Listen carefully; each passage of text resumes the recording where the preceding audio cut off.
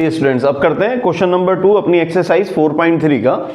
देखो find the values of के, बहुत बढ़िया क्वेश्चन है, पेपर में भी बोर्ड में कहीं ना कहीं इसका एक क्वेश्चन आता है, तो आप भी ट्राई करो अच्छे से करने का।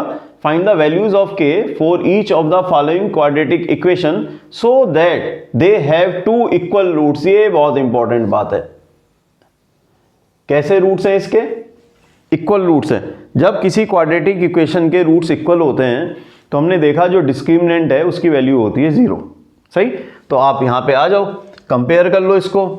कंपेयर करें तो यहां हमारा a,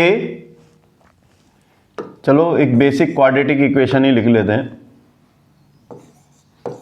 ax² plus bx plus c is equal to 0। Compare करो तो यहां a की वैल्यू कितनी है 2 और b की वैल्यू k और c की वैल्यू है बेटा हमारे पास 3। कह रहा है इसके रूट जो है रियल है और इक्वल भी हैं। बिकॉज रूट्स आर इक्वल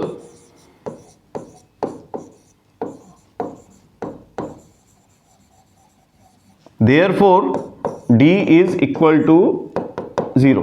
तो d की वैल्यू क्या है 0 है, तो d का फॉर्मूला लगाओ सिंपल सा, b² minus 4ac is equal to 0। b हमारे पास k है, k² माइनस 4 इंटू a है हमारे पास 2 और c था 3 is equal to 0। k² minus 4 2 जा 8 3 जा 24 इज इक्वल टू 0। सॉल्व कर लो k को, तो हम ट्रांसपोज कर देंगे k² is equal to 24। k की वैल्यू निकालनी है तो इसका अंडर रूट ले लो 24। ठीक, पर ध्यान रखो जब भी स्क्वायर आता है इधर और हम ऐसे अंडर रूट लेते हैं तो फिर दोनों में वैल्यू फाइंड आउट करनी होती है, प्लस में भी और माइनस में भी। देखो अभी समझाऊंगा आपको। 24 के फैक्टर करो आप, 2 1 जा 2 2 जा 2 6 जा 2 3 जा और यहाँ 3 1 जा, तो हमारे पास k की वैल्यू कितनी आई, ये एक पेयर बना हमारे पास, तो 2 बाहर और अंदर 3 रूट 2 3 जा 6, ये 6 आ गया। तो अब हमारे पास k की 2 वैल्यू लिखेंगे हम, प्लस में भी और माइनस में भी। तो इसकी वैल्यू आ गई प्लस माइनस 2 अंडर रूट 6। देखो ध्यान से समझना, यदि यहां हम -3 करते, इसका स्क्वायर भी कितना आता है, -3 का स्क्वायर क्या है, एक सिंपल एग्जाम्पल है इससे रिलेटेड। तो -3 का स्क्वायर कितना आएगा, 3 3 जा 9। अच्छा चलो +3 का स्क्वायर कितना आएगा, वो भी क्या है 9 ही आएगा। इसलिए जब भी हम स्क्वायर से अंडर रूट निकालते हैं तो उसकी वैल्यू दोनों लिखते हैं। जैसे k की वैल्यू यहाँ पे हमने लिखा k² इज इक्वल टू 24 और k की वैल्यू आई 2 अंडर रूट 6। तो 2 अंडर रूट 6 जो है वो प्लस में भी कंसीडर करेंगे और माइनस में भी कंसीडर करेंगे। Is it clear? बहुत बढ़िया क्वेश्चन है, बहुत ध्यान से करो। चलो ये हमारे पास फर्स्ट हो गया, अब हम इसका सेकेंड पार्ट करते हैं। देखो सेकंड पार्ट में क्या दिया है हमें, पहले ये एक स्टैंडर्ड फॉर्म में नहीं है क्वाड्रेटिक इक्वेशन, तो पहले इसे एक स्टैंडर्ड फॉर्म में लिख लेते हैं, फिर कंपेयर करेंगे, फिर d की वैल्यू निकाल देंगे। करिए जी, देखो kx है, यहां लिख लेता हूं, थोड़ा ऊपर चला गया जरा, है ना, +6 इज इक्वल टू 0। kx को x से मल्टीप्लाई करोगे तो kx², kx को 2 से करोगे तो 2 into kx plus 6 is equal to 0। ये आ गई हमारी बेसिक क्वाड्रेटिक इक्वेशन।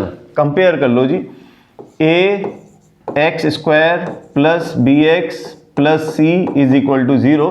तो हमारे पास जो a है वो आ गया k, b आ गया -2k, केवल x को छोड़ना है और चाहे कुछ भी हो सब लेना है, और c की वैल्यू आ गई हमारे पास 6। तो d फाइंड आउट कर लो, क्योंकि उसी का सेकंड पार्ट है, तो रूट्स तो रियल और इक्वल है। रूट्स आर इक्वल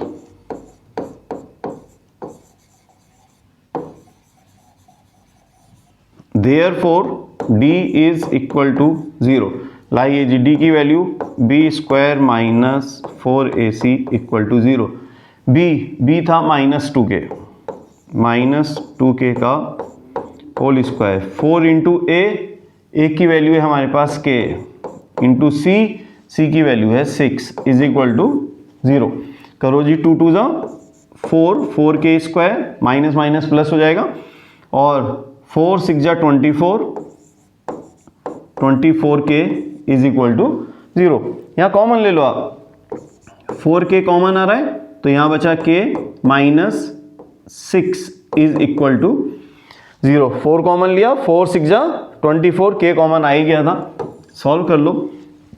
तो पहले फर्स्ट टर्म को इक्वल टू 0 लिख दो, 4k इज इक्वल टू 0, तो k की वैल्यू आ गई बेटा हमारे पास 0/4, और 0/4 तो क्या होता है, 0 ही होता है। k की एक वैल्यू 0 आ गई। सेकंड निकालते हैं, सेकंड फैक्टर को k minus 6 is equal to 0, तो k is equal to plus 6, तो दूसरी k की वैल्यू आ गई 6। तो यहाँ दो वैल्यू आ गई k की, एक 0 और एक 6। Is it clear? चलिए